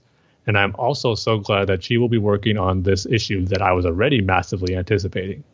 Jones also came up with some of the potential dress designs, and while they're all great too, I think she went with the right choice, because the one she picked up is my favorite of the different designs she did. We also just got word that Penguin/Random House is going to be publishing a 96-page Batman/Catwoman wedding album. What an incredible way to celebrate this landmark event in the history of my OTP. The cover is David Finch's gorgeous page from Batman 24, where Batman proposes to Catwoman for the first time. But there aren't any details on what will be collected inside the book yet. I'll be picking it up no matter what, of course, though. The icing on the cake for me is that it releases on September 18th, which is right before my birthday. Yeah, I didn't hear about that announcement where they're going to make like a wedding album type collection of Batman comics. Hopefully it'll be, the cover and the design of the book actually looks like a photo album. I mean, because I'm sure DC is going to want to, get as much as they can with the tie-ins for the event. It'll make sense to have a little mock-up wedding photo album book, which is, gotta say, pretty clever and kind of cool. We also got word about what will be going on in the 2 Batman issues prior to the wedding, number 48 and 49. Apparently, there will be a 2-issue arc called The Best Man, where the Joker kidnaps Batman after finding out about the wedding in the DC Nation Zero. This has me very excited. Presumably, we're going to see Catwoman on a mission to rescue the love of her life. Also, it's been assumed for a while now that Joker is going to attempt to sabotage the wedding after he finds out about it in DC Nation number 0. As I've said before, I don't think there's any way he'll successfully sabotage it, but I thought he tried to do so in issue 50. What this news about issues 48 and 49 means, however, is that Joker will attempt to sabotage the wedding prior to issue 50, which means that issue 50 can now just be a happy celebration of the Bat-Cat relationship without worrying about that. And I think that's great. Yeah, I'm hoping that's what it is too. I don't want it to be, some villain plot trying to, like I said, the worry about the Joker trying to sabotage it. As long as that happens before, that's fine. Just let issue 50 be what it is on the wedding. Because I remember back in the 90s where Cyclops and Jean Grey got married, and that big issue for X-Men. That issue just dealt with their wedding. There was no, supervillain plot that tried to kidnap anyone or try to ruin it. It was just, celebrating, their special day. And it made for a pretty fun issue too. I always liked that issue. So hopefully Batman number 50 with Bruce and Selina will be like that Jean Grey and Scott Summers one. While none of them are anywhere near on the level of any of the endings of the 3 installments of the Dark Knight trilogy, I actually really like the endings of all 4 entries in the Burton/Schumacher quadrilogy. Well, at least the final shots anyway. In Batman 89, there was that awesome iconic shot of Batman with the bat signal lit in the sky, and in Batman Returns, there was an equally awesome one of Catwoman looking at the bat signal. Then in both the Schumacher films, you get the Bat family, just Batman and Robin, and then Batman, Robin, and Batgirl running into action, which I always thought looked really cool. Again, they don't hold a candle to the Dark Knight trilogy end scenes, but honestly, I dig the final shots in all 4 of those movies. Okay, a couple of questions to wrap up this email. Going all the way back to Smallville, the live-action DC TV shows have done such an amazing job with legacy castings. What are your top 5 favorite examples of it? As you might expect, all 5 of mine are Smallville-related, whether it be a previous DC actor who appeared on Smallville or a Smallville actor appearing in later DC media. For me, it's number 5, Allison Mack, formerly Chloe Sullivan on Smallville, as Power Girl in Superman, Batman, Public Enemies. Number 4, Erica Durance, Lois Lane on Smallville, as Allura Zor-El on Supergirl. And number 3, Laura Vandervoort, formerly Kara Zor-El on Smallville, and as Indigo on Supergirl. Number 2, Annette O'Toole, formerly Lana Lang in Superman 3, as Martha Kent on Smallville. And number 1, Christopher Reeve, as Virgil Swan in Smallville. Yeah, that's a good question, Jordan. I had to think about this one for a little bit, but I did come up with probably my top 5 of these legacy casting choices. And I do have a couple of Smallville ones on mine, but mine's a little mixed up. But first up, for my number 5, I'm going to go with John Glover as Lionel Luthor in Smallville, but his previous acting choices in the DC universe as Riddler and Batman the Animated Series. And I guess if you want, you could count him as, the scientist in Batman and Robin who created Poison Ivy. I keep forgetting he's in that movie, but I'm mainly looking back at his performance as Riddler and then as Lionel Luthor. Number 4, I'm going to go with Brandon Routh as, of course, from Superman Returns, being the Atom in Arrow and then Legends of Tomorrow, which I know, I guess it's kind of sucks going from Superman to the Atom, but he's great as the Atom. He's, see, I don't want to... Hard for me to say he's better in the Atom than a Superman, because Superman Returns, that movie's problem is not Brandon Routh's fault. But at the same time, I love his Clark Kent, but he's never my favorite Superman. So I think I do probably prefer him more as the Atom than Superman. But he's great in both. So can't really complain on which one would be better. Number 3, I got John Wesley Shipp as, formerly Barry Allen in the original 90s Flash TV show as Henry Allen and Jay Garrick in the current Flash series. I remember when he was first announced that he was going to be in the new Flash show, I go, oh, it'd be perfect if he was either, Barry's dad or if he was Jay Garrick. And he ends up being both. So it was the best of both worlds, and he's great in both parts. Then number 2, I'm going to agree with your number 1 pick here, Jordan. I got Christopher Reeve as Virgil Swan. Again, we talked about before how great he was in those Smallville episodes, and it was like him passing the torch to Tom Welling as Superman. Just wish he was able to kind of be there in the end. I just can't imagine how cool the finale would have been if, Christopher Reeve was still alive when was able to take part in that finale, really kind of passing the torch there when he finally became Superman at the end. But still great to see him in that role regardless. Then my number 1, I'm going to go with Adam West as the Grey Ghost in Batman the Animated Series. To me, that was just perfect casting for that character and the story they were trying to tell in that episode. It's almost like Adam West's real life at a certain point during his career, being an actor who was typecast as well as the Grey Ghost, and of course as he was as Batman. And to see him play that character, be who was an inspiration for Batman in the animated series, was just awesome. And hearing him work with Kevin Conroy is so cool. So that would be my number 1 choice. I don't know, are there any actors that come to mind for you, Dane? I know you're not a big DC TV watcher, but anyone in particular you can think of? I guess I'd have to agree with you with Adam West. That's the only one I can really think of. Yeah, it was just such a great role. Yeah. And totally unrelated to anything, something that I noticed. I mean, I know we should probably get off the topic, but The Last Jedi, totally forgot Admiral Akbar is in the new trilogy. Well, yeah, it's a big movie because he dies in that movie. Yeah. Right? And the co-pilot, I totally forget. They're with Lando and the Falcon. I forget his name. What's his name? Nien Num or Nine Num. It's pronounced Nien Num or Nine Num. I always did it Nien Num. Nien Num. I think he's still alive. Yeah, he's still a survivor because he wasn't on that bridge. Yeah, I totally forgot that they were in the new movies. Yep, well, at least Akbar made it to 2. Right now, Nien Num just in the Force Awakens. But going back to Jordan's second question, he goes, we now know that the yellow oval is coming back in Batman's next Batsuit in the comics. So my question is simple. Do you prefer the Batsuit to have the yellow oval or not to have the yellow oval? There are Batsuits I absolutely love that have the yellow oval, such as the Batsuit from the animated series, the Batman and Batman Earth 1 Batsuit, but my preference is still no oval. I know it was explained in The Dark Knight Returns that the point of the yellow oval is to draw gunfire there where the Batsuit is more reinforced, but I always felt that it's more important for Batman to blend in with the shadows of the night, something that having a bright yellow oval on his chest would make that harder to do. There's also one of the reasons why my favorite Batsuits tend to be all black ones like the 2 from the Dark Knight trilogy, the Beware the Batman suit and the Batman Beyond suit. My all-time favorite Batsuit is the Dark Knight / the Dark Knight Rises one, which of course has no yellow oval and is all black. Yeah, that's another good question that I go back and forth on all the time.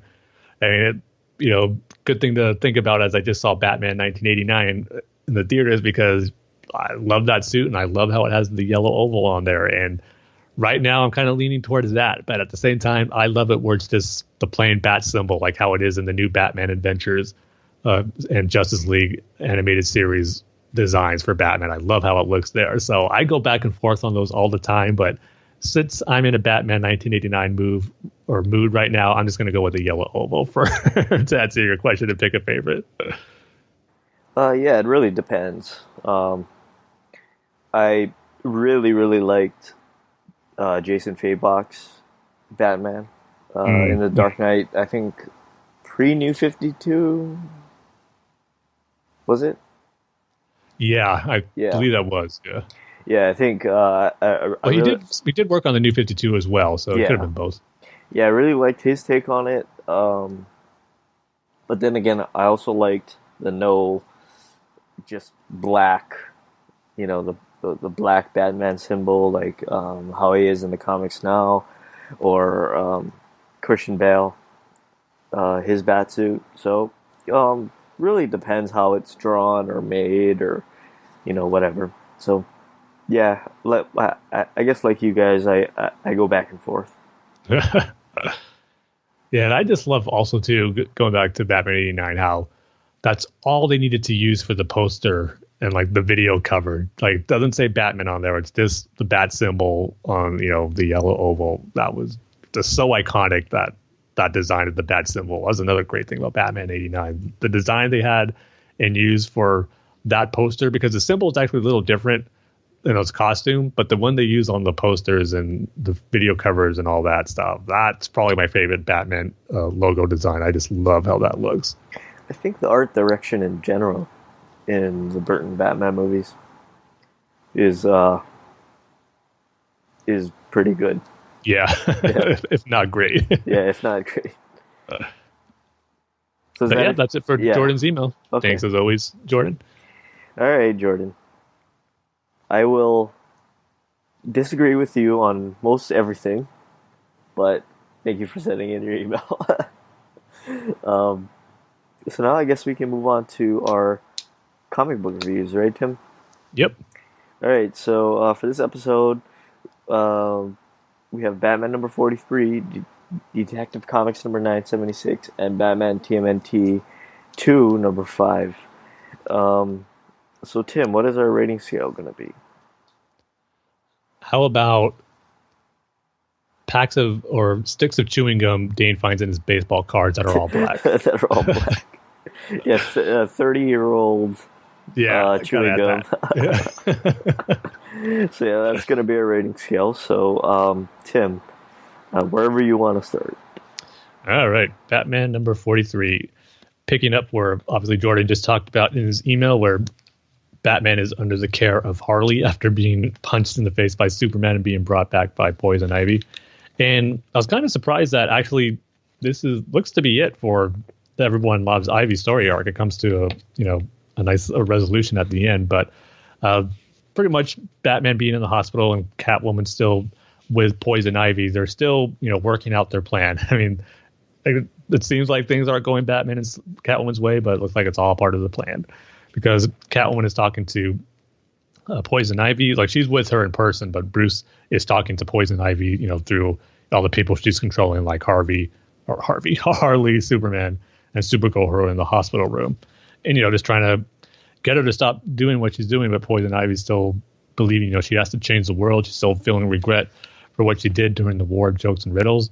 But Batman is pretty much using Harley to his advantage, as Jordan said in his kind of speculating in his email. It came to fruition in this issue where Bruce knows the close relationship between Harley and Poison Ivy, and he's going to use Harley to do what she can to snap Ivy out of this and release everybody. But first they got to release Harley from Poison Ivy's control. So while Catwoman and Batman are talking to her, they're distracting her from her hold on some of the people she's controlling. And she was saying, like she has to rule the world, and she's dealing with controlling people, but now she has to deal with Bruce and Selina. So she's having a little slip up.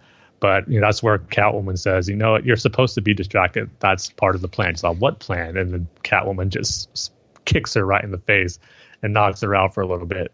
And so she's still in communication with Batman, or not really, but she's just saying how, Batman has 15 seconds to wake up Harley before Poison Ivy comes to and is able to control everyone again. So as soon as Batman realizes that Poison Ivy is knocked out, Batman just starts yelling at Harley, like, wake up, you got to snap out of it, wake up, Harley. And just at the last second, she does. And as she comes out of it, and Batman is able to, because of course the word she says as she comes out is just put in, and Batman just grabs her and just goes, we're leaving. They jumps out of the hospital before Ivy is able to get control of Superman, Supergirl. And I believe it's the Superman of China that's in there as well, which I haven't read his book, but I know he shows up in some Superman titles here and there. So Batman's able to get Harley Harley back to, where Selena and Poison Ivy are hiding out.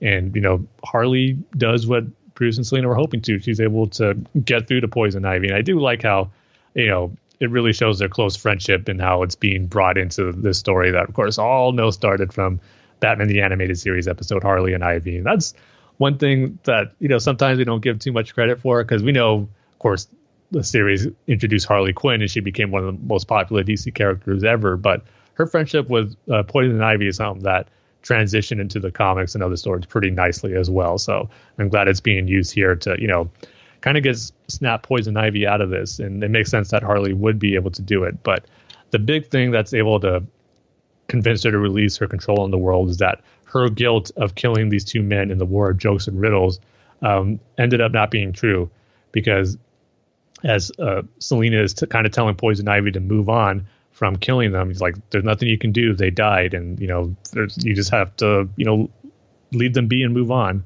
And Batman's all, wait a minute, two men that were killed in the park? I'm like, Ivy, that wasn't you. Then we get this flashback sequence of Batman finding these two men who had bullet wounds right in their head. And he traced it back to Riddler's gun. And then over the course of this page, it's kind of told backwards, where you have to start at the bottom panel to see this riddle that Riddler is telling, where he talks about, the riddle about a man walking to a bathroom and he shoots himself right between the eye, but he walks out unharmed. There's not a drop of blood anywhere. And, what am I? And it's a mirror, of course. So knowing Poison Ivy, when she hears that, she still thinks that the world is broken and she has to save it. But then Harley just goes, I know, but just not today. We have to save you first. And that's kind of what snaps Poison Ivy out of it. It's like being thankful there's someone who, looking out for her to save her. And knowing that she didn't kill those men kind of eases her conscience a little bit. So that's when she ends up releasing everybody. Because the final page is, Bruce and Selena about to go to bed. Bruce is reading a text message from Clark saying, Ivy safely arrived at Sanctuary and they'll do what they do for her. And just how, it was going to take a little while for her to recuperate after controlling 7.5 billion people who are all in her head. And then Selena just asks him, are we going to be okay? And Bruce's response here, where he just says, everyone against us, everyone was trapped, but here we are. And as everyone's safe as we can make them, here we are. And she goes, we're going to be okay. It's like, yep, we're just going to be just fine. So a nice moment between Bruce and Selena making through this ordeal of being the only two people with free will, at least for a day or two.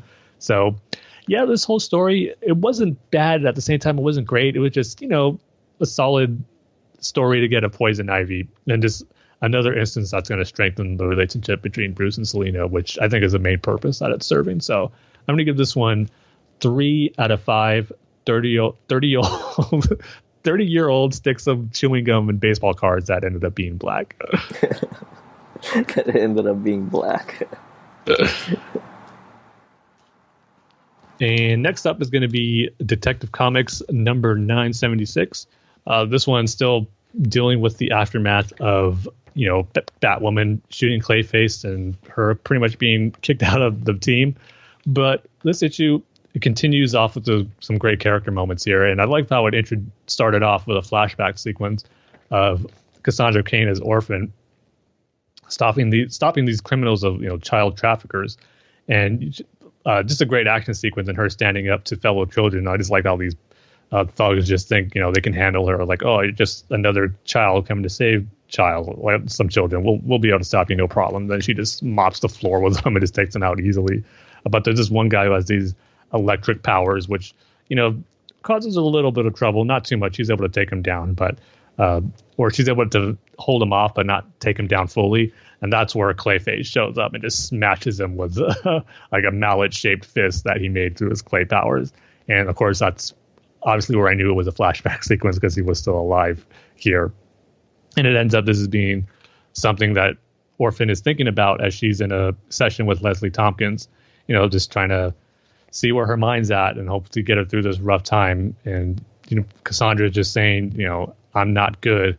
I can do good things, but I'm not a good person. And Leslie's all, what about your friend Clayface? She says he tried to be good and they still killed him. And I like the panel after that where you see Bruce is in the Batcave watching the session with Leslie and Cassandra Cain. He just has his head down, hands on his head, and just frustration. It's kind of like, how can this happen? And just for probably, feeling regret and just feels sorry for Cassandra and what she's going through. So that was just a nice moment for Orphan, just kind of showing where her state of mind is still at this point. But just a great flashback sequence of seeing her and Clayface work together, because they were one of the two highlights of the new characters brought into the Bat team in this detective comic storyline that James Tynion has done. So even though he's not here anymore, glad we got just one more sequence with those two, because I just love their dynamic. Then we also get a sequence with Batwoman and, her new team, it appears, with Azrael and Batwing. It's this little bit right here. It reminded me a little bit of the current situation in the season of Arrow, where their team has splintered off into two separate groups who do not agree with each other, and they're kind of at war or at odds with one another. Has a little of that feel to me, but kind of on a bigger scale here in the comics than on Arrow. But it reminded me of that, of one solid group of team members splitting apart and forming their own team. And probably, more than likely, it hasn't happened yet, but I imagine Batwoman, Batwing, and Azrael are going to go up with the rest of the Bat family at some point. But we see them stopping the Court of Owls, or some Talons of the Court of Owls, taking a ship hostage that was going to, I believe, Brazil, if I remember right. So they're able to take that down, but then we get a sequence of Batwoman offering Batwing and Azrael, as full-time members as part of the colony and to join their team, which they accept. So like I said, a showdown's going to come between them and the Bat family. It's just only inevitable. But probably the standout moment of this issue is between Tim and Bruce in the Batcave, where Batman calls Robin, or Red Robin, out here, saying, I have Batgirl sweeping the city, but, I needed you for a few minutes. Like, they got a much more pressing matter to attend to down here. He says, what do you mean? He says, somebody's been using the Bat computer like for hours these last few weeks while I've been out of the cave. And he says, let's see what they've been building. But he knows it's Tim all along. Like, he's exposing what he's trying to do. And he's just telling him, you got to relax. You suffered, been through some major stuff with being held by Mr. Oz, by the future Tim Drake, the whole situation with Clayface. You need to rest and can't be just working all the time to try to fix, the team up and the programs you wanted to use to establish, the whole purpose of his team and the ideas he had to make Gotham safer through the team and through his initiatives that he's trying to spearhead. But Batman's telling him, he's not interested in restarting, the Knight's Protocol is what Tim called it, and everything he's worked toward. And Tim is just not having it. It's like, how can you say this? Like, everything we've worked toward, like, I could do it. Like, it's almost like you don't have faith in me, but I could do it, even everything I've been to. And Bruce is saying, no, Batgirl was right. We have to, start a new way, and this isn't the way. And then I like how Bruce actually, when Tim starts telling him, I know this has been rough on me, but like, this is something bigger than my own self. This is like the city and the Batman legacy I'm trying to fight for here, and I don't care what happens to me. And then Bruce is turned and yells at him going, well, I do. It just showing, Tim's not going to look out for himself, and that responsibility Bruce has for Tim is, on display right here. But it just kind of, makes Tim even more mad when Bruce tells him, I want you to take part in one of Leslie Tompkins' sessions after she has one with Cassandra. And Tim, he's not going to have that. He just storms off and just rides off on the Bat cycle. And Bruce tries to shut the Batcave on him, but Tim's all, you're like, really? You think I wouldn't have overridden the codes that you have here? I spent enough time down here long enough to do that. So he overrides the codes and escape. And it ends up, looks like he runs into, or might be teaming up with that old colony member, Ulysses Armstrong, that character I'm not a big fan of, but he confronts Tim as Tim is kind of, venting and letting his frustrations out on everything that's going on. And he tells Tim, he's seen the future and the future version of himself. And he says, he offers it, you want to see a look at it? And it ends with the symbol of brother eye. So it looks like Ulysses Armstrong is going to, open the door more for Tim to take control of the brother eye and take that step more into becoming that future self he wants to avoid. So we'll see what happens there. But I just love the conversation and more character moments we got in this issue, especially with Tim and Bruce. So I'm going to give this one 3.5 out of 5 pieces of 30-year-old chewing gum that came with old baseball cards that now turn to the color black. And finally, Batman and Teenage Mutant Ninja Turtles #2, issue 5. This one pretty much wastes no time of jumping right into where the last issue led off, of Donatello exposing himself to the Venom toxin. And he just goes out on a rampage, taking out different sections of the Foot Clan. And boy, does he, make good use of that Venom. He's just a giant-sized turtle with muscles, just, beating the crap out of every foot soldier he comes in contact with. And it makes the point that he's taken out a good number of factions, and now he's on the elite team that he's going to take out, and one of their main leaders one of the main generals or like leaders of the group that's under Bane, he's going to take out here, like the last one to get to before Bane. But Batman and Leonardo come to stop him, and makes for a pretty cool action sequence seeing Batman and Leo trying to fight this giant-sized Donatello, and just trying to talk some sense to him. But Donatello isn't having it, of course, saying how, this is the only way I can beat him. I was weak before. I'm not going to let that happen again. And if you continue to fight me, I will stop you. But Bruce and Leo, as they know, words aren't going to do the trick. So they end up going to have to, use their own skills to try to take Donatello down a little bit. But eventually, even though their words and their moves aren't going to work, Leo has one more, idea up his sleeve to try to get him to stop. And he reveals to him that, they're trying to go break towards his, scientific mind, get him to get into that aspect of Donatello before that's truly gone to the Venom. And, they show him something new they discovered with the Venom that, Bane is using, that Baxter Stockman created. Saying, they show him a sample of it through Batman's visual device on his gauntlet, and that stops Donatello for a little bit, and it makes him realize, the Venom is actually dying. It uses an unstable chemical, and it's different from the intel we had before. So with that, they make him realize that he's able to find a way to neutralize the Venom effects, not only for himself, but of course he can use it on Bane and everyone else who Bane's used the Venom on, like Bebop and Rocksteady, a bunch of the foot soldiers. So that gets him to calm down. And then Leo just tells him, you're the only one who can figure this all out and to create this formula. So we need you, we need your greatest strength. And, it's not your fists, it's your smarts. So that's where they get him to calm down and to go back to the sewers to, create that toxin to stop the Venom formula, not only for himself, but also to, hopefully save the city. But on the course, while they were fighting Donatello, Raphael and Damian, there was another nice little moment here because they've been at odds each other throughout pretty much since the first story arc. But, Splinter was really badly wounded in his fight against Bane, as Raphael just watching over him. And, he tells Damian, can you, just don't talk to me. I'm not in the mood to, kick your little bird butt here. I need to, respect my father's wishes here as he's, clinging to life. And Damian just goes, that's why I'm here too. He just goes, does a respective bow, showing respect to their master and their father here, which is a nice little moment. So that was cool. But their plan that they have is they're going to actually go back to Gotham and their universe and take Splinter to the Lazarus Pit, which that got me really intrigued. Oh man, seeing Splinter be dumped into the Lazarus Pit and seeing the effects it has on him, that could be pretty interesting. But that was one of my disappointments with the issue, because they just kind of went through that pretty quickly. They talk about, the effects it can have. It can turn you insane.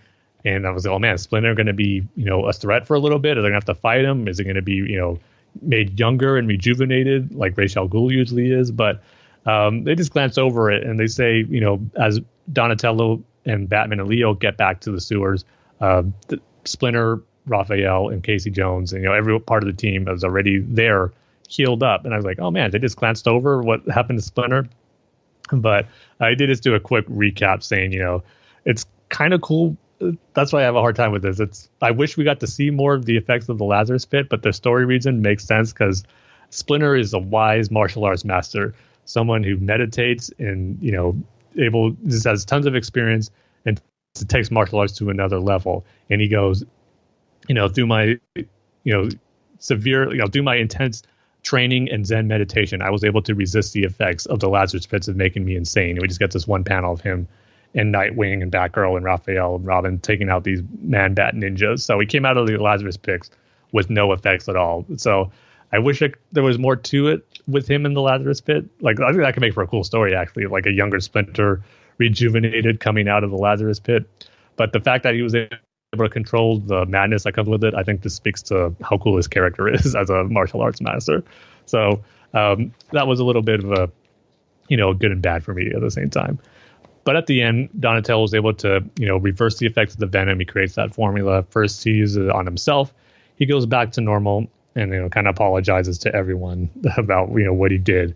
And, it's time to take the final fight to Venom. And I love how the issue ends or I said final fights of Venom, but I meant Bane. Venom being a big part of it. But Bane makes a world or citywide broadcast about everyone to the city to join him and to be part of his, army. And he'll assumingly give them Venom, and anyone who doesn't, they will be crushed. So a good portion of people are going to Bane's base of operations, where looks like they're going to be part of his army and be infused with Venom. But at the same time, the final page is as Batman is, because their plan is to put a new leader in charge of the Foot Clan once they stop Bane, or to help them stop Bane. And that's where we get Batman going to, Rikers Island, the prison. We see Shredder in his prison cell. Batman just throws the bag of his costume with a Shredder helmet on there. And Shredder just goes, I was wondering when you'd show up or come for me. And that has me excited for the final issue. Hopefully, I've been wanting a Bane and Batman, or a Batman and Shredder fight. But it looks like we're going to get a Shredder versus Bane fight, which wouldn't be a bad consolation prize for not getting a one-on-one Batman and Shredder fight. Just them with their pure skill, because I know in the first arc, we got Batman in like a robot, kind of not a huge mech suit, but an enhanced suit, which was kind of a cheat in his fight for Shredder. So I don't count that as a true one-on-one Batman versus Shredder fight. So still waiting for that. And if we get that in the last issue, great. But I'm still looking forward to seeing Shredder take on Bane. So sadly, only one more issue to go, but still, this series continues to be very enjoyable.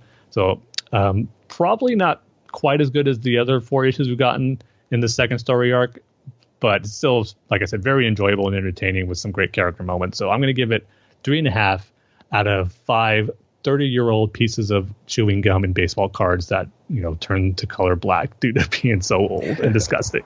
That's really a lot of gum, Tim. Yeah. I'm going to be sick.